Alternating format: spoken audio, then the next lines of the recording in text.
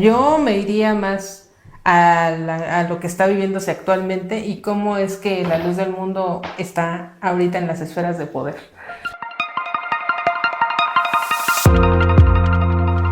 Bajo llave, el podcast de información socio-religiosa contada por los periodistas.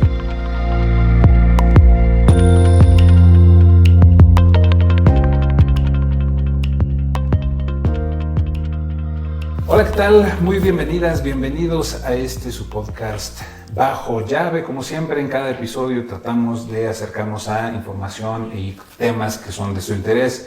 Les acompañamos como cada semana a Juan Pablo Reyes. Hola, ¿qué tal? Síganos, por favor, escuchen bien este podcast, véanlo también y denos sus comentarios. Lilian Reyes. Bienvenidos, amigos, esperemos que este tema los enganche y que nos sigan escuchando. María Eugenia Jiménez.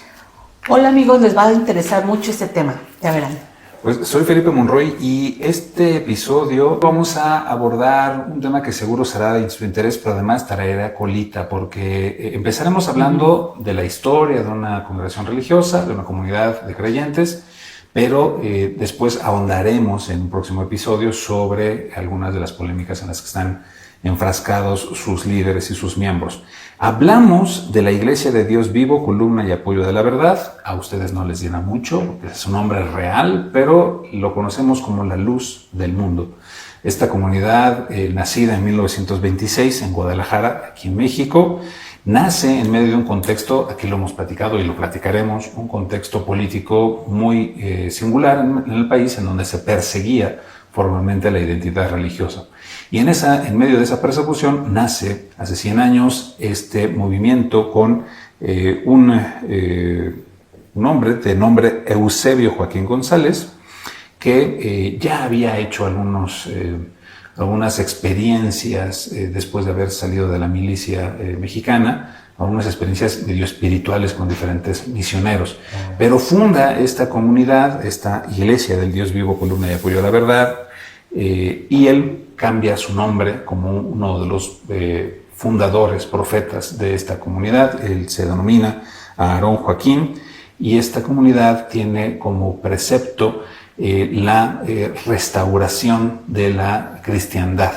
¿Por qué le llaman restauración? Porque en su credo, después de que muere el último de los apóstoles de Jesucristo, como ustedes recordarán, en la Biblia Jesús elige a apóstoles, a 12, uno se le va, por supuesto, pero el resto de los apóstoles hacen servicio de apostolado y de confirmación de la fe en todo el mundo conocido en aquel entonces. Y a la muerte del último de los apóstoles, todos sabemos, Juan, el más joven y además el único que no fue asesinado brutalmente, a la muerte de ese apóstol, la Iglesia, según la luz del mundo, dejó de tener representantes en la tierra desde aquel entonces. Entonces, durante un par de milenios, casi no tuvo ningún representante hasta que Aarón Joaquín, antes llamado Eusebio Joaquín González, se identifica como el primer apóstol que va a restaurar esta fe. Y de allí comienza a crecer una religión que tiene muchísimas cosas que platicar, y aquí las abordaremos. Vamos a empezar un poco por lo histórico, por el curso de esta iglesia, pero también vamos a abrir la discusión respecto a las acusaciones y ya responsabilidades penales que han asumido sus líderes, sus 3 líderes, por abuso sexual y por supuesto por tratar de burlar la ley, haciendo esos crímenes en contra principalmente de sus feligreses.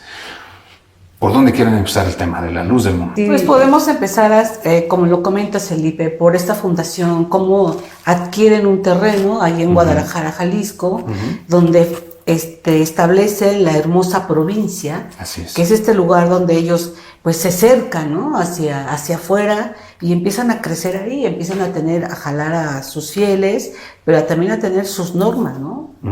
Su forma de vida la van desarrollando, y empiezan también incluso a designar cómo va a ser la vestimenta, ¿no? Sí. Porque podemos ver las mujeres que siempre traen falda larga y es muy visible cómo visten ellas, con su velo, y así tienen que entrar con pañoleta, con velo a los templos, y es una forma en que les van también determinando cómo deben de vivir.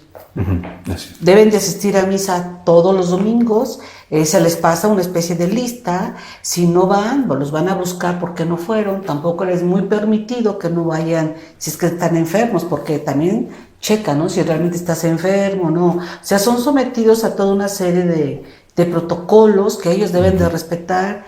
También el diezmo, si es obligatorio. Claro, claro. El trabajo que se hace, incluso se ha denunciado que los niños colaboran a construir templos y es un trabajo gratuito, ¿eh?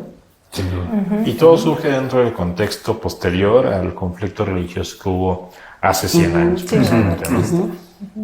Entonces, y justamente en una de las cunas donde el conflicto religioso creció más, el conflicto religioso ya armado de la Guerra Cristera, que es el estado de Jalisco. Entonces, se busca desde esta fundación de la Luz del Mundo hace ya casi 100 años, una especie de remoralización, ¿no? de la sociedad y de la iglesia. Por eso es que sus usos y costumbres, en ellos introducen este sistema, diría yo, represivo, ¿no? Bastante represivo. No sé. En donde te están registrando y te están checando todo, incluso hasta para casarte, ¿no? Sí. O sea, sí. el vestido de la novia debe de ser así impecablemente moral, casi hasta el cuello, mangas, el velo, por supuesto. Eso, obviamente, para las fieles, porque para las hijas de los líderes no tanto cuenta el protocolo. No aplica. Que además les escogen No al aplica. esposo. Sí, Sí, además, además le sí. escogen al esposo y casi está ahí derecho de pernada, ¿no? Uy, pues sin duda, Lilian. Pues es que, bueno, ustedes están hablando un poco del contexto. Yo me iría más a lo que está viviéndose actualmente y cómo es que la luz del mundo está ahorita en las esferas de poder, ¿no? Claro. Estamos viendo la presencia. Morena. Sí. Estamos viendo la Claro. presencia de líderes, bueno, de religiosos en diputaciones, en senadurías, estamos viéndolos en el Poder Judicial. Ajá. Claro. Y pues que todo este vínculo hizo que se acallara el caso que se tenía aquí contra Nazón y al que pretendieron darle carpetazo, ¿no? Sin duda. Ajá. Ahora, yo creo que justo esta vinculación con los poderes temporales, digamos así, los poderes políticos, está en la naturaleza misma de la congregación. Juan Pablo decía, nace la organización en el 26, en medio de la persecución contra la iglesia. El inicio, sí. En el 29 se llegan a los famosos acuerdos, en donde particularmente el gobierno y la Iglesia Católica dicen, bueno, nos quedamos con nuestros sendos golpes y ni te veo ni te oigo. Entonces caemos como en una especie de simulación de convivencia, ¿no? Pero no todas las comunidades vivieron en esa simulación y particularmente la Luz del Mundo, bajo la gerencia y la liderazgo de Aarón Joaquín, el primer líder apóstol de la Luz del Mundo. Apóstol de Jesucristo. Apóstol de Jesucristo, ya les decía, porque no hubo ninguno, sino hasta ahora, para la construcción de sus comunidades, particularmente la hermosa provincia y sus otras colonias en Guadalajara, pues tenían que aliarse con el poder político. Es decir, que los permisos para vivir una expresión de la fe diferente de la católica, que era en ese entonces la malvada y la injerencista internacional, ellos podían vivir una fe también cristiana y muy religiosa, pero sin entrar en conflicto con los órdenes políticos. Y entonces así generaron la posibilidad de crecer en una colonia, en la hermosa provincia, de crecer junto con el poder político desde 1930, y así fueron amasando primero feligreses, pero también garantías de su permanencia con el poder político. Porque el poder político post-revolucionario y post-conflicto cristero, por supuesto, tenía una resistencia natural al catolicismo. Y si ellos también eran una renovación, una restauración de la verdadera fe cristiana frente a los católicos que habían hecho una simulación durante siglos, pues evidentemente al gobierno también le quedaría muy bien tener unos fieles un poco de su lado, que no les conflictuaran como los católicos, y a los cuales pues lo único que necesitaban eran terrenos y garantías para vivir su fidelidad. Sí, esta iglesia, sus dirigentes han sido siempre progubernamental. Tal cual. Siempre aliados al PRI, cuando el PRI tuvo el poder, cuando el PRI, ellos empezaron a ver que el PRI estaba perdiendo el poder, buscaron alianzas con el PAN, Partido Verde, y porque han tenido diputados del Partido Verde, pero ahora están muy arraigados con Morena. Ellos supieron moverse, vieron los movimientos que se estaban dando políticamente, empezaron a recorrer su camino con Morena, pero no solo eso, sino desde hace como unos 15 años más ellos empezaron a crear sus cuadros políticos, sin unas escuelas que digamos como la vieja guardia del PRI, no, sin escuelas de cuadros políticos, pero empezaron a crear a sus políticos, empezaron a moverlos desde abajo, a moverlos con el PRI, fueron subiendo, vamos, ahorita varios de ellos están con Movimiento Ciudadano, algunos, sobre todo en Jalisco, sin embargo tienen también ya cuadros en Baja California, principalmente en Tijuana, y no nada más estamos viendo estos cuadros políticos, también estamos viendo ya unos cuadros en el sistema judicial, porque han logrado colocar ya a hijas principalmente de obispos, de dirigentes de esta iglesia, ya en este nuevo sistema judicial, ¿no? Son el Partido Verde de las religiones en México. Sí, se han acomodado, claro, sí, han sabido ajustarse a los tiempos. Han sabido bailar al son del poder, ¿no? Del poder en turno. Y sí, lo preocupante es que ahora con la reforma judicial, que permite que cada juez, jueza, magistrado, magistrada, incluso ministros de la Corte sean pues electos por el pueblo, sean electos en una jornada electoral nacional, pues eso ha permitido a la Iglesia de la Luz del Mundo meter sus cuadros, total, pues van a votar por ellos. Cambia mucho el sistema de carrera judicial que permeaba antes y que tenía ciertos filtros, y ahora pues cualquiera puede estar. Sí, estos acordeones les favorecieron, ellos sabían en dónde tenían su base de fieles y ahí fue donde promocionaron, ¿no? A estas juezas, principalmente porque son mujeres. Y es tan fácil ahora ser juez que había lugares en donde nada más había un solo candidato o candidata, y obviamente pues esa persona se convertía casi automáticamente en juez.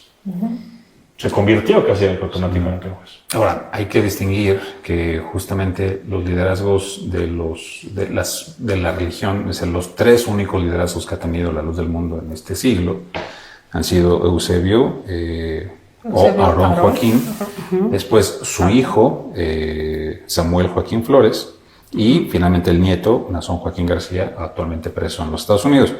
Pero su espiritualidad, que además de toda la congregación, que es obviamente moralizante, restauracionista de la iglesia, los valores, es usualmente anticatólica y tiene una práctica ascética heredada un poco de la disciplina militar de Eusebio, ¿no? Por eso el tema de la vestimenta, los hombres con traje, porque de hecho ya a esta altura es un poco anacrónico el tipo de traje que usan la gente del mundo, los varones, pero las mujeres, el tema de las faldas y la cabeza cubierta, etcétera. Pero es parte justo de esta disciplina que les hace sentir que hay como una responsabilidad de ellos de recuperar los valores morales de la patria, digámoslo así.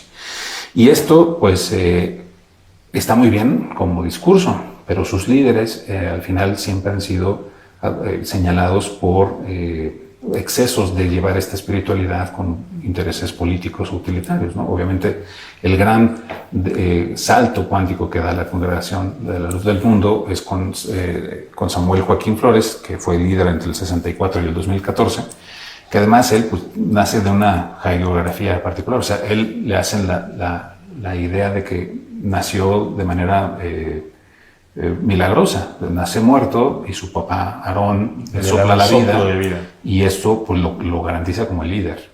Lo mismo sucede con Nazón Joaquín, que su definición como liderazgo no es por unas cualidades personales y tampoco se supone que del nepotismo, aunque sea el nieto del fundador, sino porque hay una voz del cielo que guía a quien elige a Nazón.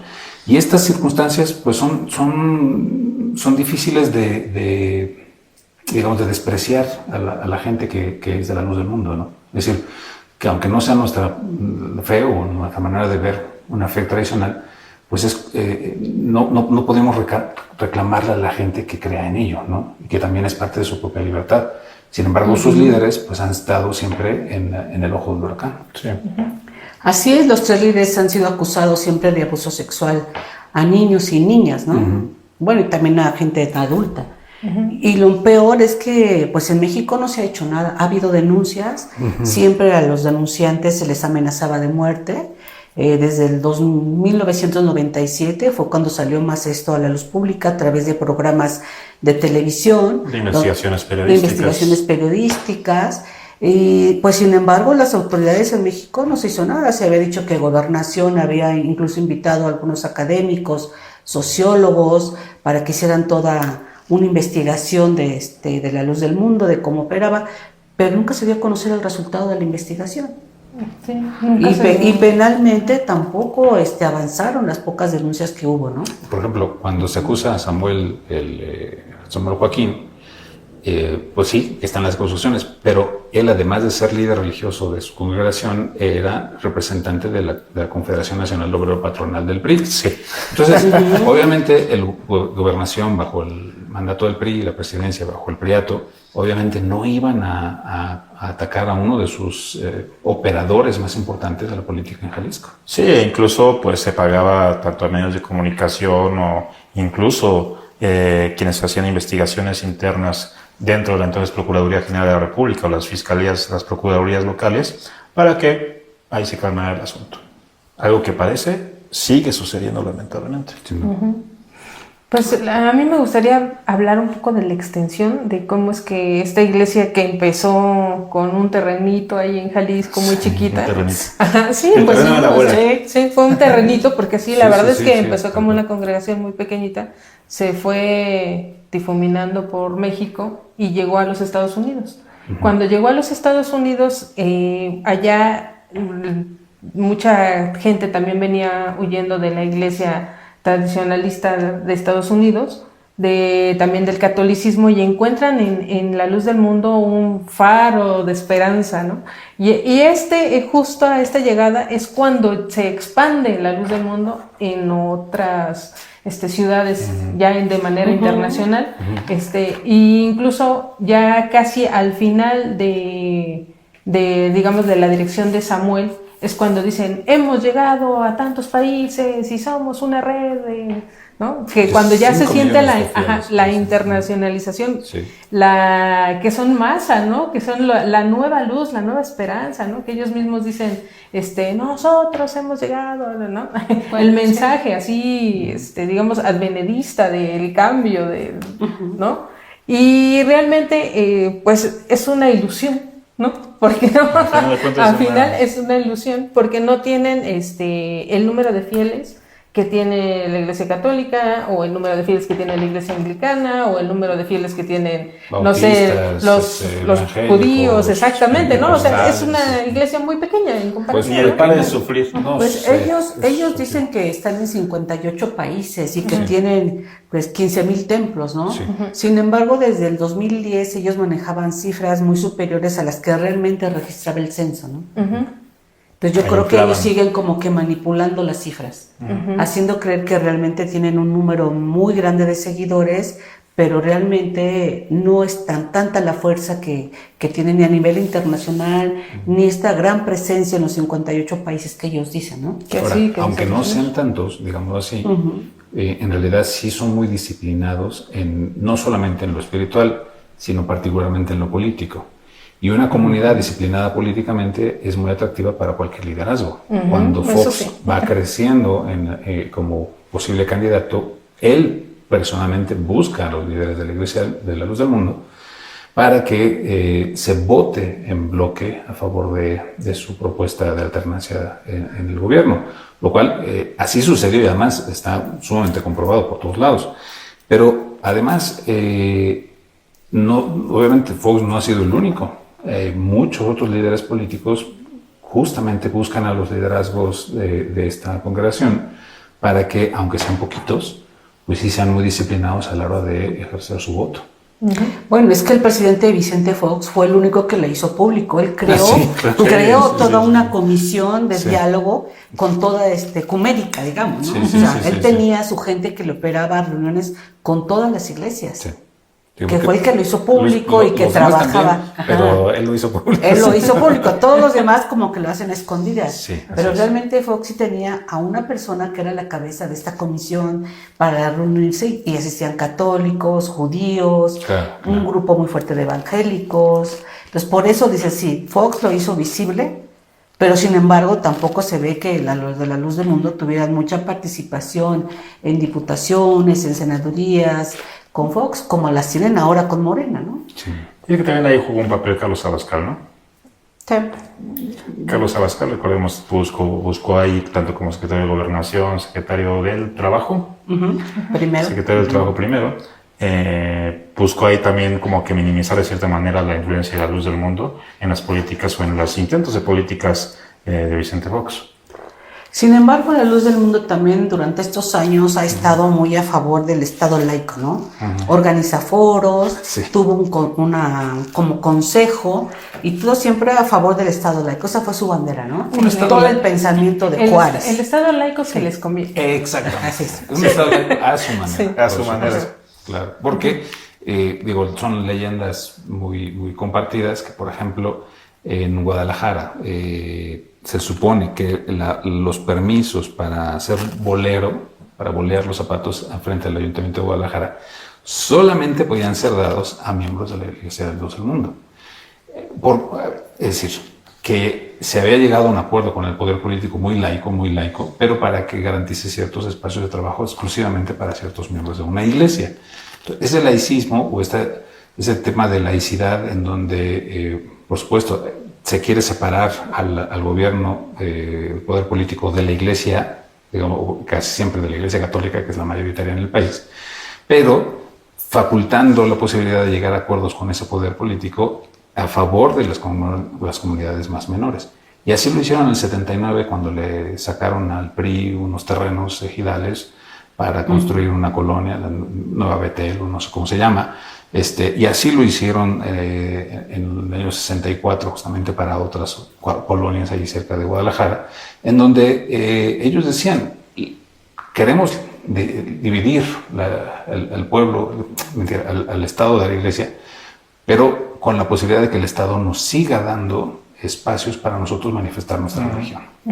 Y vaya que los han conseguido, Bellas Sí, Artes y Bellas la Cámara de Artes, la Diputados, Cámara de Diputados. no son menores, ¿no? La Cámara de Diputados. Que aquí lo platicamos también, lo amigos.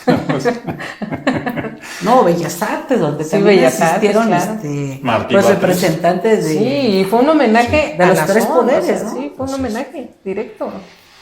Pues ahora, ya entrando en el terreno, digo, esto es más o menos lo que ha sido la Luz del Mundo. Podemos hablar un poco de su vida ascética, también de su moralismo crítico frente a la modernidad, ¿no? Por ejemplo. Pero lo que realmente ha sido más notorio, y creo que aquí podemos hablar muchísimo más, ha sido justamente de los abusos que han tratado de disfrazar como prácticas espirituales o religiosas, y que pues ya tanto las autoridades, particularmente Estados Unidos y México, ¿no? Y justamente es un poco por estas vinculaciones con el poder político, han tratado de perseguir. Lo de Nazón Joaquín, su encarcelamiento en Estados Unidos y su denuncia por la parte de 5 víctimas, Y su declaratoria de y su culpabilidad. declaratoria de culpabilidad no es por desgracia, o sea, es nuevo porque está sucediendo institucionalmente, pero por desgracia, tanto Aarón Joaquín, el abuelo, como Samuel Joaquín, como bien dijo Maru, han sido señalados por ese tipo de abusos en donde mezclan lo espiritual con el abuso de poder y particularmente el sexual. Y se mantuvieron en la impunidad. Incluso la impunidad se ha mantenido hasta con Nazón Joaquín. Yo no entiendo por qué la Fiscalía General de la República, por qué Ernestina Godoy se empecina en dar carpetazo al caso, a las denuncias de las víctimas contra Nazón Joaquín. De verdad, no logro comprender la situación. Y aparte le mienten a la Presidenta de la República en una conferencia de prensa desde Palacio Nacional. ¿Cuáles son los resortes del poder político para hacer esto? Para que impacte en la Fiscalía General de la República. Porque, y todo está muy claro y todo fue en las audiencias que se realizaron en Jalisco. No fue Gertz Manero, y no es porque me caiga bien o me caiga mal Gertz Manero, que no me cae bien. Pero no fue Gertz Manero quien le dio carpetazo al caso de la Luz del Mundo. Las fechas son claras, ya estaba Ernestina Godoy al frente. Sí, fue un fiscal menor, pero aún así supeditado a Ernestina Godoy, ¿no?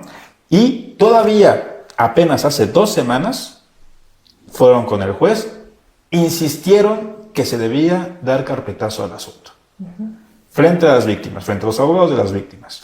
Cuando ya era público todo eso. Cuando ya era público. Además, o Y sea, cuando no- ya había dicho, Ernestina le dijo a la presidenta, no vamos a dar carpetazo.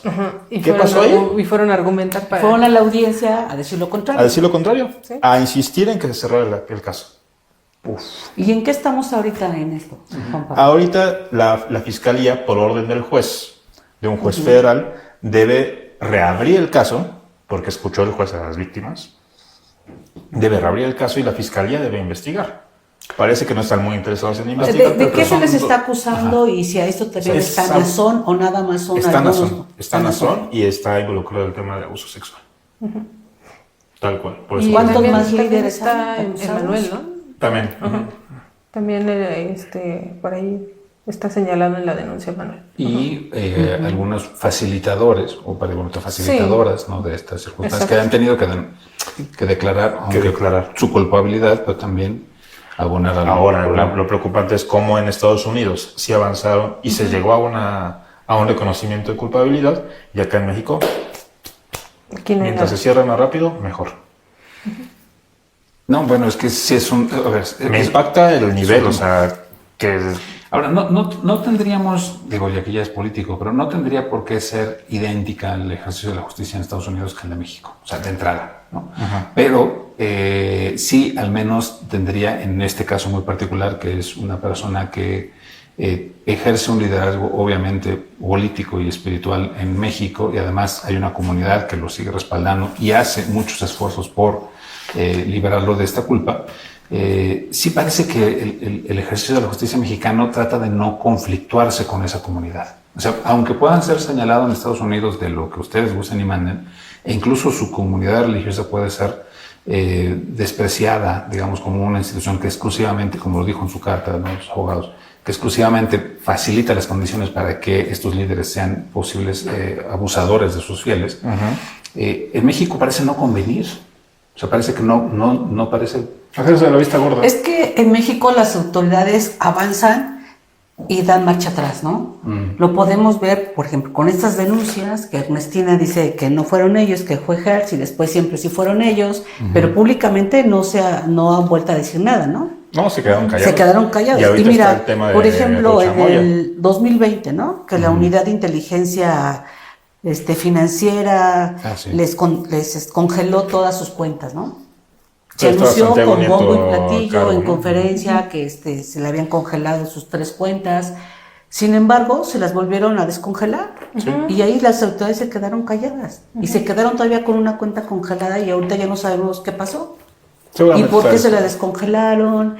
Supuestamente que se las habían congelado porque había unos movimientos inusuales. ¿Cuáles eran esos movimientos inusuales? ¿Cómo Y es los que, ojo, corrigieron? porque Pero desde todo Estados Unidos- se queda atrás. En Estados Unidos no únicamente están las denuncias también por el tema de abuso, también hay lavado de dinero, Sí. Sí.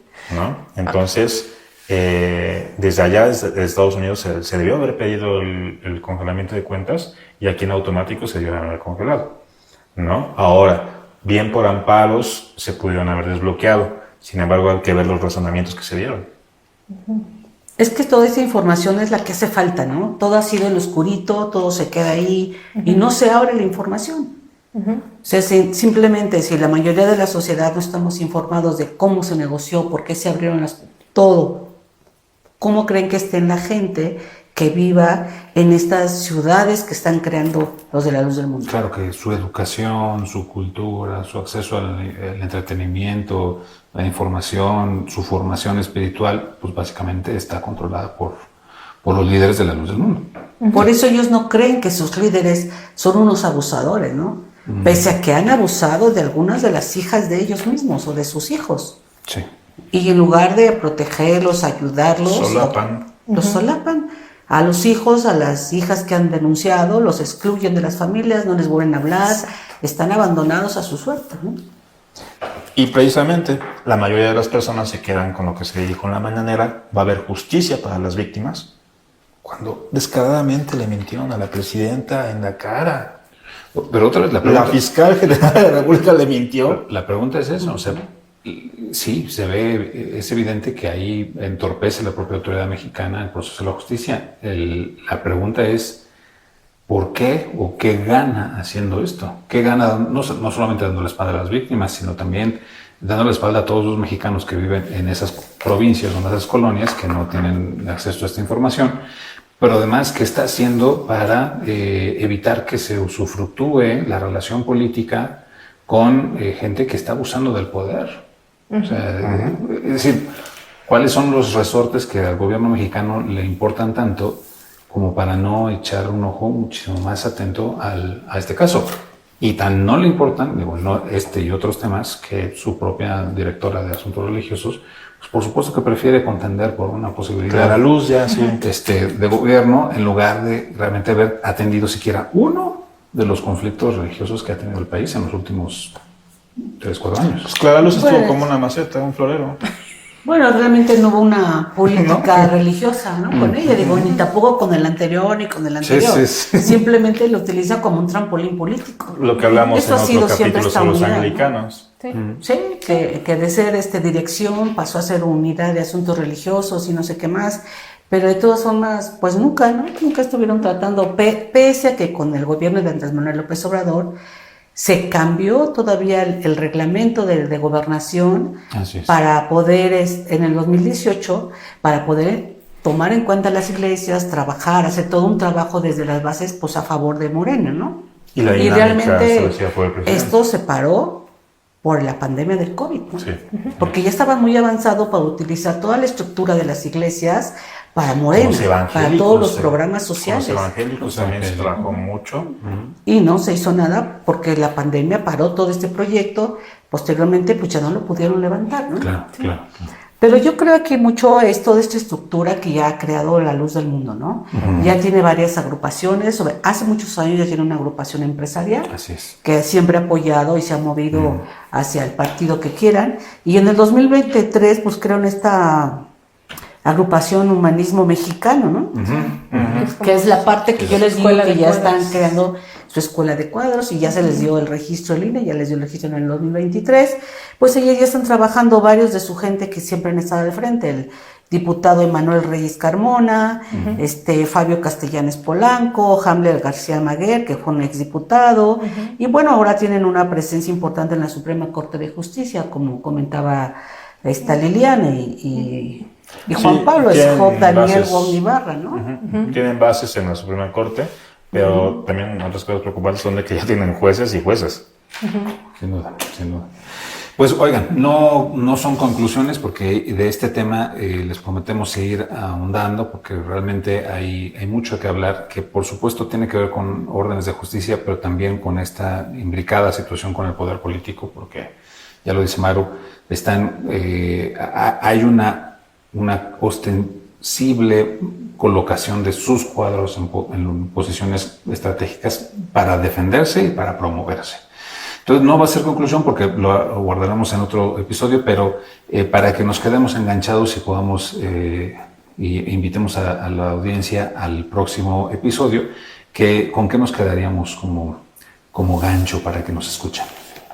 En que el proceso judicial, tanto en Estados Unidos como en México, continúa. Y las declaraciones que se han dado, porque incluso se ha alegado la libertad religiosa y la forma de expresar la religión como un argumento en defensa del propio Nazón Joaquín, que le podrán permitir, según los abogados de Nazón, los abusos sexuales. Ahora, el gobierno de Estados Unidos, el Departamento de Justicia, les ha dicho que nanáis, ¿no? O sea, no puedes argumentar esos temas como para librarte de la justicia. Sí, yo quisiera justamente destacar esa parte, ¿no? Que con tal de defender lo indefendible, se ha estado utilizando la bandera de libertad religiosa y de libertad de credo y de expresiones religiosas como el abuso sexual transformado casi como en una práctica de salvación dentro de esa fe. Y esto, por supuesto, además que es ilícito y es pernicioso, pues es muy cuestionable y seguramente lo estaremos hablando en el próximo capítulo. Sí. Que por cierto, Maru tiene un muy buen argumento sobre el tema. Bueno, Sí. Maru, compártenos el argumento antes de... Bueno, en el 28 de octubre de 1997, cuando ya se acusaba a Samuel Joaquín Flores de estos abusos sexuales, se publica en varios periódicos nacionales y en Estados Unidos principalmente. Yo tengo aquí una investigación que coordinó Helio Masferrer de la ENA, muchos saludos para Helio, donde él se defiende y él dice que a los líderes religiosos siempre se les acusa de abusadores sexuales, así como se les acusa a los políticos de demagogos. Bueno, él se defiende que por ser un líder religioso se le está acusando de abuso sexual, ¿no? Y él señala que los abusos sexuales son actos denigrantes que lesionan gravemente no solo a las víctimas, sino a la dignidad humana. Los condeno y repruebo enérgicamente. Esas prácticas deben castigarse con toda la fuerza y el peso de la ley, y son actos bochornosos que irresponsablemente me atribuyen, son inaceptables e indignantes, derivados de mentes sucias y perversas que recurren al protagonismo, atreviéndose en sus desviaciones morales hasta describir los detalles para que las calumnias impactan, sorprendan y desconcierten aún más. Digamos que esta defensa es la que hemos estado viendo durante estos 100 años, ¿no? Estos 100 años desde la fundación de esta iglesia, donde siempre se les ha acusado de abuso sexual.